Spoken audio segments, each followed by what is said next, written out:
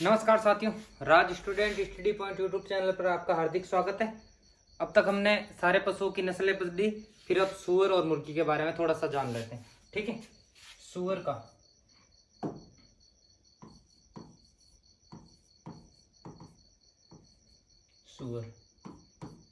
सूअर के बारे में सिर्फ हमें सूअर का क्लासिफिकेशन थोड़ा सा देख लो, आगे कुछ नहीं है।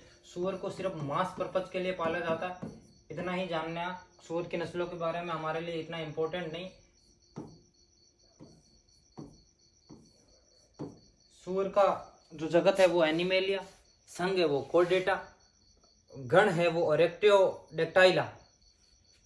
ठीक है, आगे फिर वर्ग आ जाता है, वर्ग है बोविडी। ठीक है, आगे देख लो। एज इट इज है, कुल चेंज हो जाता है, कुल आपके हो जाता है इसका सुइडी। ठीक है, और ये आपके हो जाता है सुस, और जाती है डोमेस्टिकस।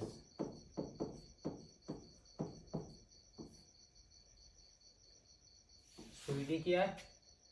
सुइडी है इसका कुल, सुस क्या है? वंश, और डोमेस्टिकस क्या है? जाति। जगत कौन सा? एनिमेलिया। संघ कौन सा? कॉर्डेटा। वर्ग कौन सा? कि मेमेलिया। और फिर आता है आपके गण कौन सा? कि ओरेक्टोडेक्टाइला। ठीक है, ये सूअर के बारे में। सूअर को मांस पर्पज से जाना जाता, बाकी सूअर के बारे में हमें इतना जानना है नहीं। दूसरी देख लो आपके मुर्गी।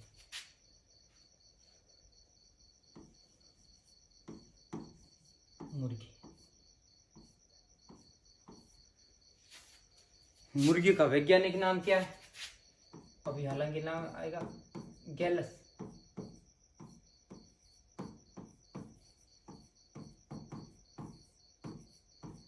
मैंने शुरुआत में ही बताया था कि सूअर और मुर्गी के पीछे डोमेस्टिकस लगता है। सूअर तो सुस, मुर्गी गैली है तो गैलस डोमेस्टिकस। ठीक है, मुर्गी का थोड़ा क्लासिफिकेशन देख लो। पहले सबसे पहले आएगा जगत। जगत वही एनिमेलिया।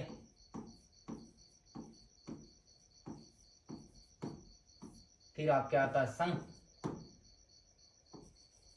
वही कॉर्डेटा। फिर आपके आता है वर्ग, या सबका वर्ग हमने क्या पढ़ा था? Mammal, Mammalia. या चेंज हो जाता है, वर्ग कौन सा होता था? एविस, क्योंकि मुर्गी पक्षी की श्रेणी में गिनी जाती है, तो एविज। क्या हो गया? एविज। फिर आता है गण।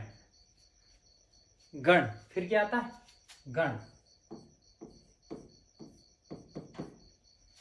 गण उसी से संबंधित, गैलस से, गैलस से संबंधित ही वर्ड आता है गोलीफेरस, गोलीफॉर्म्स। ठीक है,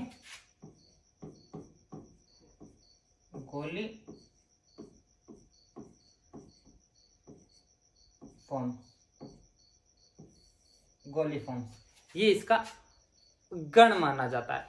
इसकी कुल है जो वो माना जाता है फैसिनिडी। ठीक,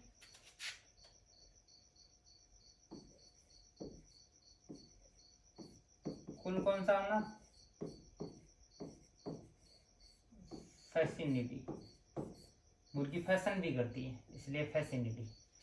ठीक है, उसके बाद हम वंश। वंश वही सबसे पहले आता है जो नाम में वंश है आपके गैलस।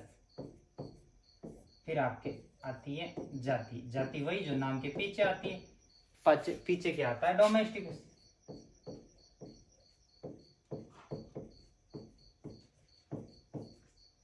ये है मुर्गी का क्लासिफिकेशन। ठीक है, ये मुर्गी का क्या है? क्लासिफिकेशन। मुर्गी की हमें नस्लों के बारे में जनरली हम जो मेन नस्लें हैं उनके बारे में जान लेते हैं। एक नस्ल है लेग हॉर्न।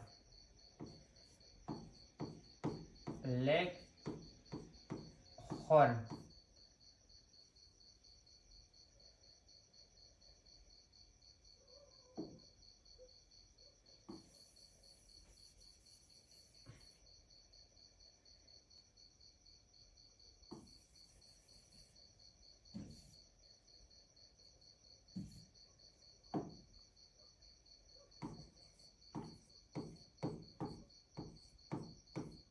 लेग हॉर्न, मुर्गी की नस्ल है लेग हॉर्न।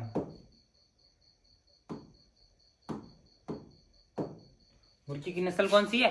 Leg horn. रंग कैसा होता है? रंग सामान्यतः इसका होता है, सामान्यतः जो होता है वो होता है सफेद। क्या होता है? सफेद। इसी के कारण इसे कहा जाता है व्हाइट लेग हॉर्न।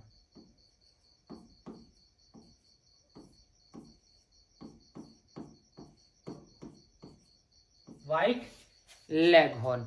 और उसकी दूसरी क्या विशेषता, मतलब व्हाइट लेग हॉर्न कहा जाता है। फिर यह है कि इसकी कांस की नस्ल है, कि ये इटली की नस्ल है, इटली की नस्ल। फिर इसकी चीज है कि सफेद है तो सुंदर दिखेगी, सफेद तो सुंदर, तो ये सुंदर भी दिखती है, इसीलिए इसे सुंदर नस्ल या आकर्षक नस्ल भी कहा जाता है। फिर है कि लेग हॉर्न अंडे देती है। क्या देती है? अंडे देती है। तो अंडे का जो उत्पादन है ये उत्तम माना जाता है। लेग हॉर्न का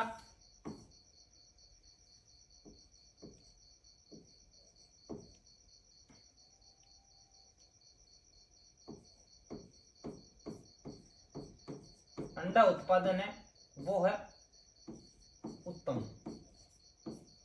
अंडा उत्पादन उत्तम है तो जाहिर सी बात है कि अंडे ज्यादा देगी।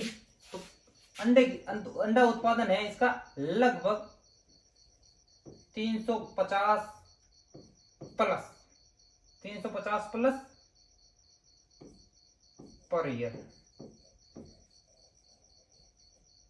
365 दिन में 350 से अधिक अंडे ये दे देती है, इसलिए इसका जो अंडे है, अंडे का उत्पादन है उत्तम माना जाता है। जबकि इसकी जो संकरित नस्ल होते हैं, लेग हॉर्न की जो संकरित नस्ल होती है,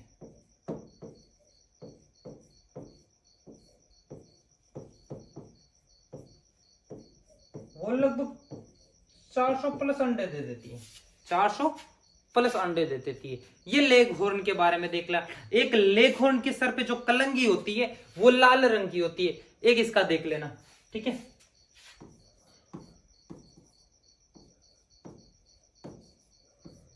कलंगी लाल रंग, हालांकि आपके लिए इतना डीप नहीं जाना है, लाल रंग की। और पैर होते हैं, कलंगी है तो पैर रहते हैं पीले, पीले रंग के, ठीक है। आपको लेग हॉर्न के बारे में जनरली इतना ही जानता है कि इसका अंडा उत्पादन उत्तम माना जाता है। सबसे अधिक अंडे उत्पादन के मामले में सबसे अधिक अंडे उत्पादन, सर्वाधिक अंडे उत्पादन करने वाली नस्ल है तो लेग हॉर्न है। लेग हॉर्न कहां की नस्ल है? कि इटली की नस्ल है। बस इतना ही आपके लिए जानना है। आगे एक नस्ल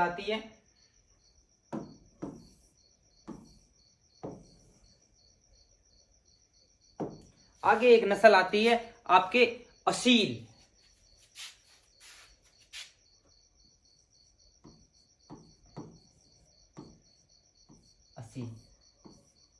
असील के बारे में देख लो। असील क्या है कि बड़ी होती है, बड़ी और फुर्तीली होती है, ठीक है।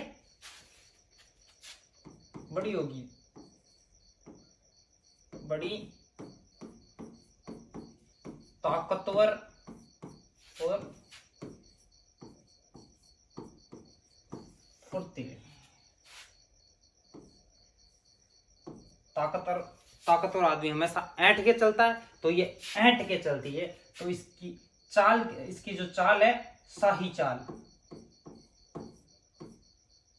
शाही चाल, शाही चाल इसमें देखने को मिलती, ऐंठ के चलती है, शाही चाल है। और ताकतवर है तो सीधी बात है लड़ने में माहिर होगी। तो मुर्गों को लड़ाई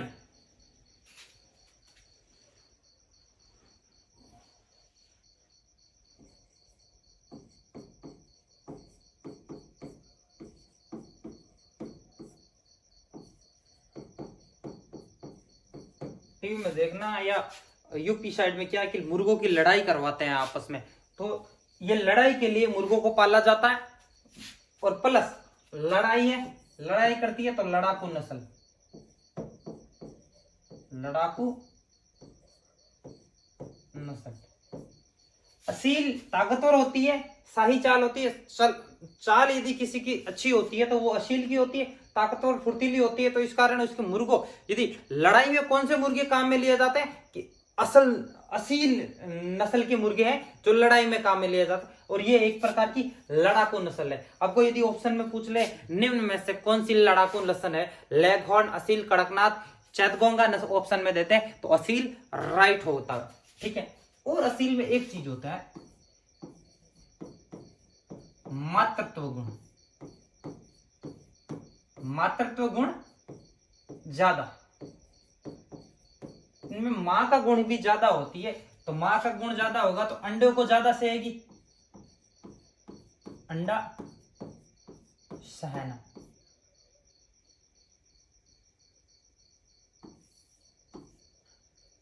असील अपने ज्यादातर अंडे को सहती है। जनरली मुर्गी अंडा उत्पादन करने के बाद उसे छोड़ देती है, बहुत कम अंडे को सहती है। लेकिन असील लगभग अपने अंडे को सहती है, वो छोड़ती नहीं है, यानी मातृत्व का गुण उसमें ज्यादा है। तो जाहिर सी बात है अंडा उत्पादन इससे मिलेगा नहीं भाई, अंडे को तो ये सहती है तो अंडा तो उससे उत्पादित बहुत ही कम होगा। तो अंडों से निकल जाते हैं चूजे, तो चूजों से मिल जाता है मांस। तो असील मांस ज्यादा, और ताकतवर है तो मसल्स भी होंगे, मसल्स में भी मांस ज्यादा उत्पादन करती है। असील ज्यादा मांस उत्पादन करती है। ठीक है।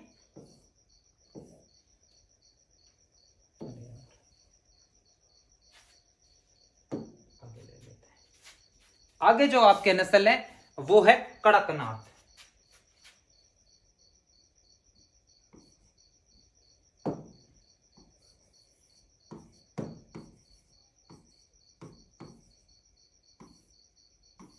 कड़कनाथ, कड़कनाथ की एक ही चीज है, इसके अंदर क्या है कि मेलेनिन वर्णक ज्यादा पाया जाता है। मेलेनिन वर्णक का काम क्या होता है, मेलेनिन वर्णक जहां भी ज्यादा होता है वो काला होता है, अंग काला हो जाता है, यानी मेलेनिन वर्णक का जमाव होता है। कड़कनाथ में क्या होता है, मेलेनिन वर्णक का जमाव होता है। ठीक है, जमाव होता है। तो मेलेनिन वर्णक जहां भी ज्यादा होता, जिन लड़कों या लड़कियों में मेलेनिन वर्णक ज्यादा होता है ना, तो उनका रंग काला होता है। तो मेलेनिन वर्णक हमेशा काला करता है, तो वर्णक का इसमें जमा होता है, इसके कारण काला मांस।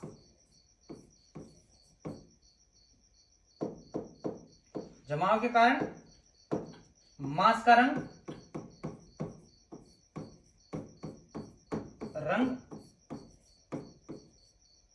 काला। मांस का रंग क्या होता है, काला होता है। मांस का रंग हमेशा काला होगा इसके। ठीक है। और काला मांस का रंग काला होता, इसी के कारण इसे एक और नाम कहा जाता है, कालमासी। काला मांस प्राप्त होता है, इसके कारण कालमासी होता है। मांस काला होता है तो जाहिर सी बात है काली चीजें लोगों को कम ही पसंद होती है। तो काला मांस है, तो काला मांस होगा तो दिखने में अच्छा नहीं होगा, लेकिन इसका स्वाद, मांस का स्वाद अच्छा होता है। तो ये देख लेना, एक मांस दिखने में अच्छा नहीं।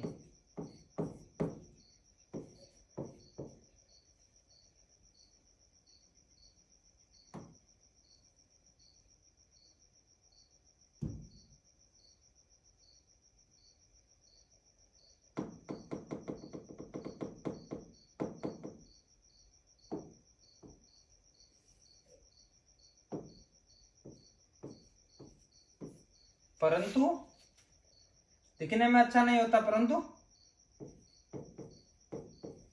स्वादिष्ट होता है। कड़कनाथ में मेलेनिन वर्ण का जमा होता है, इस कारण मांस का रंग काला होता है और वो स्वादिष्ट होता है। कड़कनाथ में हमें इतना ही जानना है। ठीक है, आगे एक नस्ल है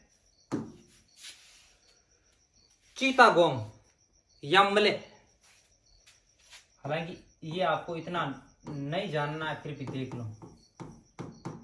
चीतागोंग, चीतागोंग का एक ही चीज अच्छी है कि ये बड़े आकार की होती है। ठीक है, द्विप्रयोजनी होती है।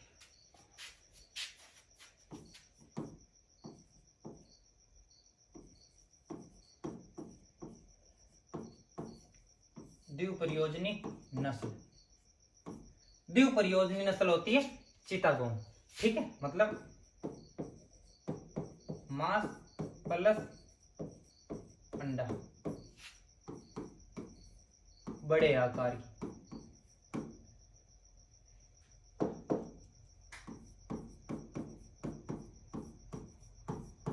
बड़े आकार की है तो मांस भी अच्छा मिलता है और द्विप्रयोजनी है मतलब अंडा का उत्पादन भी अच्छा होता है। ये चीतागोंगा नस्ल है। ठीक है, और एक चीज क्या, और ये हो गई पूरी। एक बार फिर से इनको देख लेते हैं। भाई सुअर में हमने आपको बताया था कि सुअर का जो कुल होता है सुईडी होता है, वंश होता है, सुंस होता है, जाति होती है डोमेस्टिकस होती है। मुर्गी के बारे में बताया था कि मुर्गी का जगत एनिमेलिया ही होता है, संघ कोर्डेटा ही होता है, और जो वर्ग होता है वो हो जाता है एविज, यानी पक्षी की श्रेणी में आता है तो एविज। फिर गण हो जाता है वो आपके गोलीफॉर्म्स होता है, कुल होता है वो फैसिनिडी होता है, वंश होता है जो गैलस होता है, जाति होती है वो डोमेस्टिकस होते हैं। फिर मुर्गों की नस्ल के बारे में हमने पढ़ा था लेगहॉर्न के बारे में। लेगहॉर्न का कलर होता है सफेद, इटली की नस्ल है, सर्वाधिक अंडा उत्पादन करती है, आकर्षक दिखती है, 350 प्लस अंडे का उत्पादन है, और जो संकरित नस्ल है वो 400 प्लस अंडे उत्पादित कर देती है। तो सबसे ज्यादा अंडे इससे प्राप्त होते हैं, कलंगी लाल रंग की होती है। ठीक है, अंडे का कलर कैसा होता, सफेद। आगे हमने एक नस्ल पढ़ाई थी असील। असील फुर्तीली होती है, इस फुर्तीली और ताकतवर होती है, इसलिए लड़ाकू नस्ल कहा जाता है, और इसके मुर्गों की लड़ाई करवाई जाती है। ठीक है, मातृत्व तो गुण ज्यादा होता है, इसलिए अंडे ज्यादा सहती है, तो अंडे इतने प्राप्त होते नहीं है, लेकिन मांस मिल जाता है चूजों के थ्रू, इसलिए इससे मांस ज्यादा प्राप्त होता है। किससे, असील से। फिर आती है नस्ल कड़कनाथ। कड़कनाथ के शरीर में मेलेनिन वर्ण का जमा होता है, इसलिए इसका मांस होता है जो काले रंग का होता है। काले रंग का मांस होता है, ज्यादा दिखने में आकर्षक नहीं होता, दिखने में सुंदर नहीं होता, लेकिन स्वादिष्ट में सुंदर होता है। ठीक है, और एक चीज कड़कनाथ में क्या आगे जो नस्ल है वो है चेतागोंगा।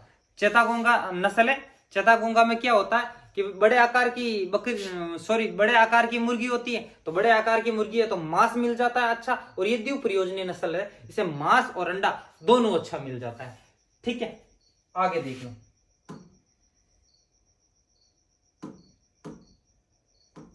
आगे देख लो। आगे ये अब तक हमने सारी नस्लें पढ़ ली है, और सारी नस्लों में अब हमें बस इतना जानना है कि किस जानवर के नर को क्या कहा जाता है, मादा को क्या कहा जाता है, बछड़े को क्या कहा जाता है, प्लस जो समूह है उसको क्या कहा जाता है, आवास को क्या कहा जाता है। इसके कुछ पॉइंट्स है वो हम देख लेते हैं। सबसे पहले सारणी में देख लो। सबसे पहले पशु का नाम है, सबसे पहले पशु का नाम,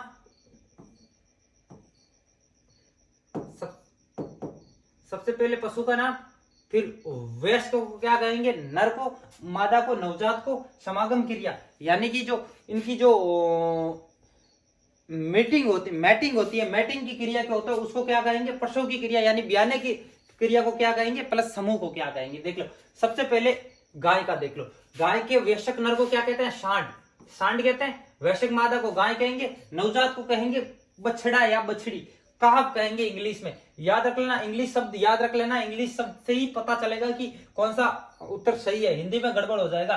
गोवंश को इंग्लिश में कैटल कहा जाता है, नर को बुल कहा जाता है, और मादा को कौ कहा जाता है। जो बछड़ा होता है उसे काहब कहा जाता है, जबकि मैटिंग की जो क्रिया होती है वो कहा जाता है सर्विंग।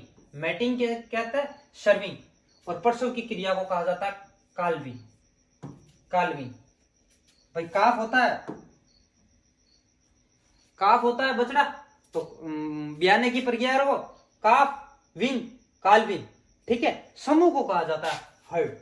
हर्ड जैसे गोवंश की जगह आता भैंस, भैंस मतलब बफेलो, बफेलो में कुछ नहीं है, सांड है तो बुली होगा बफेलो बुल, भैंस में बफेलो आ जाएगा, जो सांड होगा भैंसा होगा उसे बफेलो बुल कहा जाएगा, जो बछड़ा होगा मतलब बछड़ा होगा उसे कहा भी कहा जाएगा, इंग्लिश में हिंदी में चेंज हो जाएगा पाडा पाडी, बाकी काफ कहा जाएगा बफेलो काफ। समागम की क्रिया वही सर्विंग एज इज इट गाय के जैसा है, और सर्विंग और प्रसव क्रिया काल्विंग, और समूह को हर्ड कहा जाता है। गाय भैंस एक ही तरह है, बस नाम चेंज हो जाता है, बाकी वही रहता है। फिर आती है आपके भेड़ शिप। भेड़ का जो नर होता है जिसे हिंदी में कहा जाता है मेंढा, मेंढे को इंग्लिश में कहेंगे राम, भेड़ को कहेंगे ईव, ईव, मेमने को कहेंगे लैम, जो बच्चा होता है उसे कहेंगे लैम। जो समागम की क्रिया होती है, मैटिंग की क्रिया होती है, उसे कहेंगे टपिंग। टपिंग, टपिंग किसे कहते हैं? टपिंग किसकी समागम क्रिया को कहा जाता है? तो टपिंग कहा जाता है भेड़ को। और जो प्रसव की क्रिया होती है, ब्याने की प्रक्रिया होती है, भाई भेड़ क्या लाती है? लैम लाती है, तो लैम्बिंग। समूह को कहते हैं फ्लॉक। समूह ध्यान रख लेना, समूह थोड़ा ज्यादा इंपॉर्टेंट है, ठीक है। आगे है बकरी, बकरी गोट। बकरे को कहेंगे बक या बिली, बक या बिली, बक। भाई बकरी तो बक या फिर बिली, ये कहेंगे बकरे को। किसको? बकरे को। बकरे को कहेंगे बक या बिली।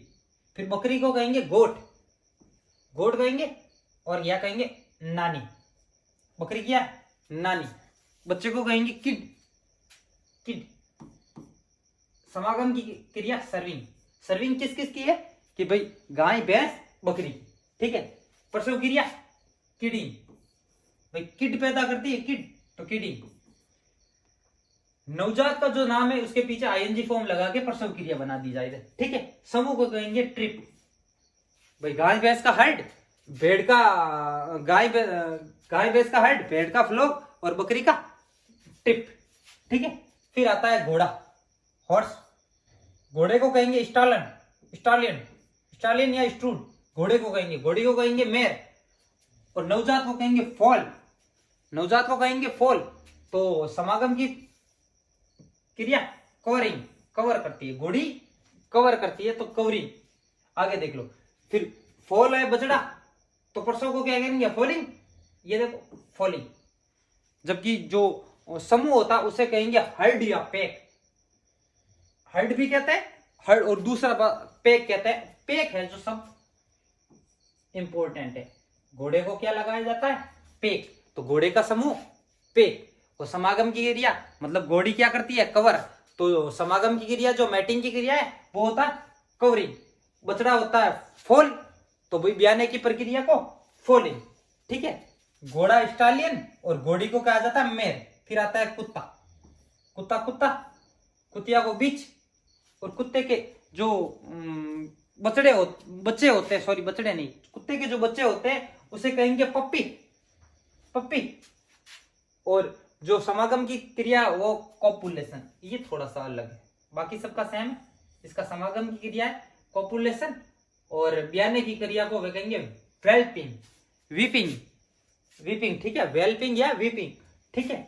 और समूह को कहेंगे कैनल, कैनल। कुत्ते के वर्ड थोड़े अटपटे हैं, इंपॉर्टेंट भी है, ठीक है। कुत्ता, डॉग, कुतिया, बिच।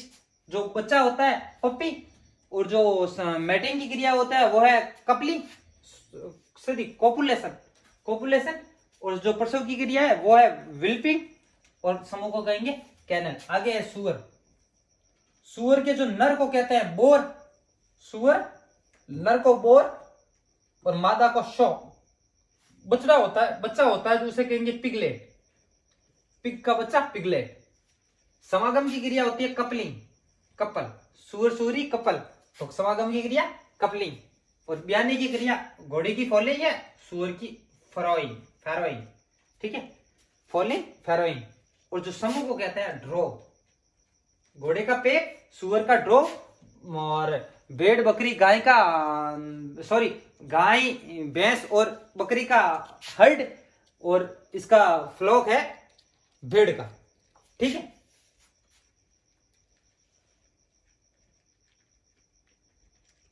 बकरी गया आपके ट्रिप, सुअर हो गया। आ गया पोल्ट्री यानी कि मुर्गी, मुर्गी को मुर्गा कोक, मुर्गी हैन, चूजा चिक या चिकन चिक, और कोपुलेशन कुत्ते की तरह मैटिंग की प्रक्रिया को कोपुलेशन, और जो प्रसव क्रिया उसे कहेंगे या तो लेइंग या हीचिंग।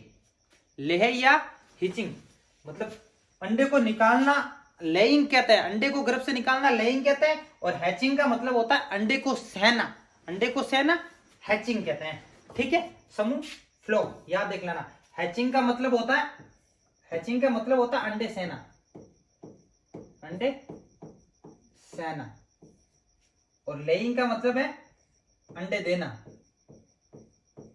अंडे देना।